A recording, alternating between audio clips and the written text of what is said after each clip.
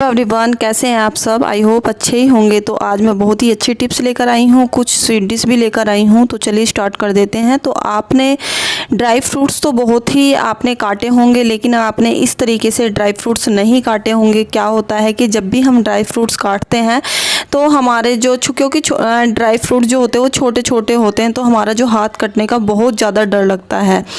या तो आप इस तरीके से तोड़ सकते हो कि कोई भी बट्टा ले, किसी कपड़े में इसे अच्छे से बांध के किसी बट्टे से हम तोड़ सकते हैं। या फिर बहुत ही इजी तरीका ये है कि इस तरीके से आप कोई भी पिलर ले लीजिए और इस तरीके से आप अपने ड्राई फ्रूट्स को काट सकते हैं। ये देखिए मैं किस तरीके से काट रही हूँ और बहुत ही बारीक बारीक कट जाते हैं। अगर आपके पास ड्राई फ्रूट्स थोड़े बहुत कम है तो अगर आप इस तरीके से आप ड्राई फ्रूट्स को काटेंगे तो आपके जो ड्राई फ्रूट्स है थोड़े से भी बहुत ज़्यादा लगेंगे, क्योंकि क्या होता है ये पतले पतले कटते हैं तो इससे ड्राई फ्रूट्स बहुत ज़्यादा लगते हैं और बहुत ही जल्दी इससे ड्राई फ्रूट्स कट भी जाते हैं। जितना बड़ा आपको पतले पतले स्लाइस चाहिए वो इस तरीके से आपके निकल जाते हैं। इसी तरीके से आप बादाम को और आप काजू को, जो भी आपको करने, इस तरीके से आप उन्हें पिलर से इस तरीके से छोटे छोटे टुकड़े कर सकते हैं।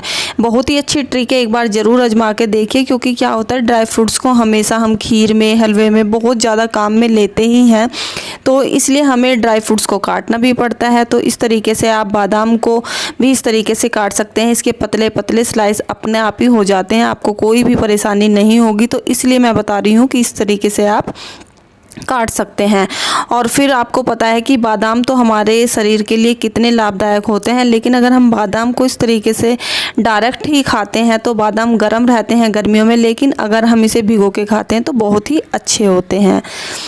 तो आज मैं जो दूसरी टिप्स लेकर आई हूँ बहुत ही काम की है। आपने शादी पार्टी में तो बहुत ही खीरे खाए होंगे, लेकिन उसके जो डिज़ाइन होते हैं काटने वाले वो आप सोचते हो किसी कटर वगैरह से काटे होंगे या फिर किस तरीके की वो मशीन होगी जिससे इसमें डिज़ाइन आ जाते होंगे। लेकिन आज मैं बहुत ही अच्छी ट्रिक बताने वाली हूँ इसके खीरे में डिज़ाइन डालने वाली, जो कि आप देख के भी हैरान रह जाएंगे। तो सबसे पहले तो मैंने खीरे को अच्छे से धो लिया है, फिर उसके बाद मैंने जो इसका कड़वापन है वो इसे निकालने की कोशिश कर रही हूँ। जो वाइट वाइट आपको दिख रहा है ये सारा इसका कड़वापन है।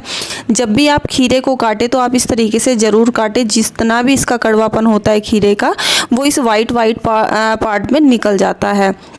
तो इसलिए इस तरीके से काटे खीरे को और फिर इसके धीरे धीरे इसे इस तरीके से घिसे एक दूसरे में खीरे को, तो जो वाइट जो होता है निकलता है वो सारा ही कड़वेपन दूर हो जाएगा खीरे का। तो चलिए अब हम इसे छील लेते हैं किसी पीलर से। इस तरीके से मैं खीरे भी इस तरीके से छील लूँगी। और ध्यान रहे कि खीरे को हमेशा ये ध्यान रहे कि खीरा हमारा अंदर से ज़्यादा खोखलापन में तो नहीं है या भारीपन में तो नहीं है, क्योंकि क्या होता है कि अगर हम बड़े बड़े खीरे लेते तो वो हमारे खीरे अच्छे नहीं निकलते। तो इसलिए ये ध्यान रखिए कि खीरे खरीदते समय कि हम खीरे को छोटे छोटे ही ले, तो बहुत ही अच्छे खीरे निकलते हैं। तो बस अब मैंने पिलर ले लिया है। ये जो इसके दांते दिखाई दे रहे हैं आपको पिलर के, वो हम इस तरीके से इसे पिलर से इस तरीके से इसे छीलते रहेंगे खीरे को। तो आप देख सकते हैं इतने लंबे लंबे इसकी जो लाइंस वगैरह जो हो गई हैं वो इस खीरे के ऊपर अच्छे से आ गई हैं, आप देख रहे होंगे। तो इस तरीके से आप ये सारे लाइन कर ले। और आपको पता है कि पिलर तो सभी के घर में होता ही है, तो इस तरीके से आप दोनों खीरों को ऐसे कर ले। आप देख सकते हैं कितनी लंबी लंबी लाइन आ रही हैं। फिर उसके बाद अब होता है डिजाइन स्टार्ट। तो मैंने अब इसे छीलने के बाद मैंने इसे धो लिया है। अब मैं इस तरीके से इसे तिरछा काटूंगी खीरे को चाकू से। तो इस तरीके से तिरछा काट लिया है मैंने। तो यहाँ पर अब मैं इसके डिज़ाइन काटने शुरू करती हूँ। ये देखिए सिर्फ तिरछे तिरछे इस तरीके से डिज़ाइन काटने हैं और इतने अच्छे डिज़ाइन लगेंगे कि आपके जो घर में गेस्ट वगैरह भी आएंगे तो वो यही कहेंगे कि किसी कटर से काटे हैं ये डिज़ाइन या फिर क्या। आप देख रहे हैं कितना अच्छा इसका प्यारा सा डिज़ाइन आ गया है। तो आप इस तरीके से काट सकते हैं, बहुत ही अच्छा यूनिक डिज़ाइन है। और आप जो भी गेस्ट आएंगे तभी हमेशा यही ज़रूर पूछेंगे कि आपने ये वाले जो डिज़ाइन है ये किस चीज़ से काटे हैं। किसी को यकीन नहीं आएगा कि आपने अपने आप ही ये जो डिज़ाइन है ये काट लिए हैं। तो इस तरीके से आप जब भी कोई गेस्ट आए या फिर स्पेशल कुछ भी हो आपके घर में तो आप इस तरीके से खीरे को काट सकते हैं। ये देखिए कितने अच्छे डिज़ाइन वाले खीरे हो चुके हैं ये। और अगर आपको लंबे नहीं काटने तो आप सिंपल भी काट सकते हैं, क्योंकि सिंपल का भी जो डिज़ाइन है इसका बहुत ही अच्छा आता है। इस तरीके से आप सिंपल काट ले खीरे को और बहुत ही अच्छे से इसके डिज़ाइन बन के आते हैं। तो देखिए मैं आपको एक दिखा रही हूँ पीस, कितना अच्छा सा प्यारा सा डिज़ाइन आया है इसका। तो आप या तो फिर गोल में काट सकते हैं या फिर इस तरीके से तिरछे काट सकते हैं, बहुत ही अच्छा डिज़ाइन आएगा इसमें। तो चलिए फिर मैं अगली टिप्स बताती हूँ। तो यहाँ पर मैं एक रेसिपी लेकर आई हूँ, बहुत ही अच्छी है, जो कि मेरे सब्सक्राइबर ने मुझसे कहा भी है कि ये वाली रेसिपी आप बना के दिखाइए। तो आज मैं बनाने वाली हूँ मिनटों में रसमलाई। तो आपको मैं बताऊंगी ये मिनटों में कैसे बनेगी। तो यहाँ पर बस मैंने सबसे पहले दूध ले लिया है और दूध मैंने फुल क्रीम लिया है। अगर आप चाहें तो इसमें जो मिल्क पाउडर होता है ना वो भी डाल सकते हैं, क्योंकि क्या होता है मिल्क पाउडर से बहुत ही जल्दी मावा बन जाता है, गाढ़ा दूध हो जाता है। तो इसलिए ये बहुत ही जल्दी, जो घंटों का काम है वो मिनटों में हो जाएगा इससे। तो बस यहाँ पर मैंने दूध को अच्छे से गाढ़ा कर लिया है, लेकिन आज मैंने क्या किया है मिल्क पाउडर नहीं डाला, क्योंकि मेरे पास वो था नहीं। तो अगर आपके पास मिल्क पाउडर हो तो आप ज़रूर डालें। इससे आपका जो मावा 1 घंटे में बनने वाला होगा वो 10 मिनट में बन के तैयार हो जाएगा, बहुत ही जल्दी उससे मावा बन जाता है। तो बस यहाँ पर मैंने दूध को कढ़ाई के अंदर डाल लिया। इस तरीके से मैं चलाती रहूँगी थोड़ी देर के लिए और फिर उसके बाद इसे मैं गाढ़ा करने के लिए इसे छोड़ दूँगी, क्योंकि शुरू में हमें इसलिए चलाना पड़ता है क्योंकि कहीं दूध निकल ना जाए। ज़्यादा दूध होता है तो वो निकलने का डर रहता है। यहाँ पर मेरे पास है येलो कलर, फूड कलर है ये येलो फूड कलर। तो मैंने यहाँ पे चुटकी भर ले लिया है येलो फूड कलर। अगर आपके पास फूड कलर तो ऑप्शनल है, क्योंकि अगर आपके पास केसर हो तो आप उसे ही डालें। उस केसर के कुछ धागे दूध में भिगो के रख दे थोड़ी देर के लिए, और फिर उसके बाद इसे उस जो हम मावे की यानी कि दूध जो गाढ़ा कर रहे हैं उसके अंदर डाल देंगे। तो देख सकते हैं आप मेरा जो दूध है आधा हो चुका है, यानी कि जो दूध है वो गाढ़ा होना स्टार्ट हो चुका है। तो यहाँ पर मैंने ये फूड कलर भी डाल दिया है और फिर बस अब मैं इसे मिला दूंगी। तो धीरे धीरे करके इसका जो फूड कलर का कलर है वो डार्क होने लगेगा। जब जैसे जैसे ये पकता रहेगा ऐसे ऐसे इसका कलर डार्क होता रहेगा।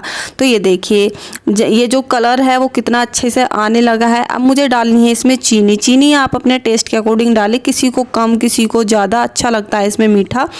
तो बस यहाँ पर जो मेरी ये दूध अच्छे से गाढ़ा हो चुका है। यहाँ पर मैंने ड्राई फ्रूट्स भी काट लिए हैं, इसमें काजू है, बादाम है। अगर आपके पास पिस्ता हो तो बहुत ही अच्छी बात है, वो भी इसमें डालिए, क्योंकि पिस्ते से भी इसका जो कलर है, इसका जो टेस्ट है बहुत ही बढ़ जाता है। तो बस अब हम इसे थोड़ी देर के लिए और पका लेंगे, इतना ही दूध पकता है। अभी हम देखते हैं क्या करना है हमें। यहाँ पर मैंने ले लिए हैं ब्रेड। अगर आपके पास ब्राउन ब्रेड हो या वाइट ब्रेड हो, कोई सी भी ब्रेड हो आप वो ले सकते हैं। तो यहाँ पर अगर आपके पास ऐसा ढक्कन हो, कोई भी शीशी का, किसी बोतल का, इस तरीके का ढक्कन हो कि ब्रेड के ऊपर सही आ जाए, या फिर आपके पास इस तरीके का गिलास हो तो आप इस तरीके से इसे ब्रेड को काट सकते हैं। तो इसका हम इस तरीके से ब्रेड को गोल इसका एक हिस्सा ले लेंगे और बाकी जो ब्रेड का हिस्सा बचा हुआ है वो बाद में हम काम ले लेंगे। जैसे कोई भी आप कोई भी रेसिपी में इसे काम ले सकते हैं। तो यहाँ पर बस मैं गोल गोल वाला जो हिस्सा है वो निकाल लूँगी, बीच का हिस्सा निकाल लूँगी, और जो इसके किनारे हैं वो बाद में हम कभी काम में ले लेंगे, क्योंकि बहुत सारी चीज़ें बनती रहती हैं ब्रेड से। यानी कि ब्रेड क्रम्स भी बना सकते हैं, इसका कुछ भी आप किसी भी उसमें ले सकते हो, कटलेट में यूज़ कर सकते हो। तो यहाँ पर बस मैं इस तरीके से सारे ब्रेड को इस तरीके से ले लूँगी, जो मुझे इस तरीके से चाहिए। अब मेरी जो ये रबड़ी है ये भी बनके तैयार हो चुकी है। तो ये देखिए कितनी गाढ़ी रबड़ी हो चुकी है और कितनी अच्छी भी लग रही है। तो बस यहाँ पर मेरी रबड़ी बनके तैयार हो चुकी है। अब हमें थोड़ी देर के लिए इसे मुश्किल से 2 मिनट के लिए और पकाना है। और देखिए कितना अच्छा कलर भी आ रहा है, क्योंकि ये ठंडी होने के बाद अभी और भी गाढ़ी होगी, तो इसलिए बस इसे हम अभी गैस को बंद कर देंगे। और यहाँ पर मैं थोड़ी सी रबड़ी एक बाउल के अंदर डाल दूँगी। इस तरीके से आपके पास कोई भी इस तरीके का बर्तन तो आप डाल सकते हैं, थोड़ा खुले मुँह होने वाला चाहिए, जिस तरीके से ये है ना, इस तरीके से थोड़ा सा खुला मुँह हो उसका। तो बस यहाँ पर मैंने रबड़ी उसके अंदर डाल दी है और रबड़ी मेरी ये वाली जो रबड़ी है इसे थोड़ी देर के लिए अब मैं इसे ठंडा होने दूंगी। वैसे क्योंकि ये अभी बहुत ज़्यादा गर्म है तो यहाँ पर मैंने रबड़ी को, कढ़ाई वाली रबड़ी को भी यहाँ पर रख लिया। अब जो ब्रेड के जो मैंने पीस इस तरीके से गोल गोल काटे हैं वो यहाँ पर मैं इस तरीके से लगा दूंगी रबड़ी के ऊपर। अब हमें क्या करना है, नीचे तो रबड़ी हमने लगा दी है, अब हम इस रबड़ी को जो हमने ठंडी करी है वो इसके ऊपर डालेंगे। तो आप कहेंगे ठंडी किस लिए की है, क्योंकि ठंडी करने, अगर हम ठंडी नहीं करेंगे तो ये ब्रेड बिल्कुल घुल जाएगा, आपको पता ही नहीं चलेगा कि ये रसमलाई बनी है कि नहीं बनी। तो यहाँ पर फ्रेंड्स मैंने बनाई है रसमलाई, ब्रेड रसमलाई, जो कि बहुत ज़्यादा मिनटों में बनने वाली है। आप क्या काम करें, जब भी आपको ब्रेड रसमलाई बनानी हो तो आप रबड़ी बना के एक दिन पहले रख लीजिए और फिर उसके बाद जब भी आपका मन करे इस तरीके से आप थोड़ी सी गुनगुनी करो और रसमलाई आपकी बनके तैयार है। तो इसलिए मैंने कहा है मिनटों में रसमलाई बन जाएगी अगर आप इस तरीके से अपनी रबड़ी बना के तैयार करके रखोगे तो फ्रिज के अंदर। तो देखिए फ्रेंड्स मेरी रसमलाई बन चुकी है। आप बताइएगा आपको ये मेरी ब्रेड रसमलाई कैसी लगी है कमेंट्स करके, और अपने अपने घरों में ज़रूर बनाइएगा, क्योंकि ये वाली जो रसमलाई है सच में मार्केट वाली रसमलाई को भी फेल कर देगी। आप एक बार ज़रूर बना के देखिए, फिर मुझे कमेंट्स करके बताएं आपको ये जो रसमलाई है कैसी लगी। और फ्रेंड्स प्लीज़ लाइक ज़रूर किया करें और चैनल को ज़रूर सब्सक्राइब करें और नोटिफिकेशन का बेल को ज़रूर दबाएं। फिर मिलती हूँ आपको।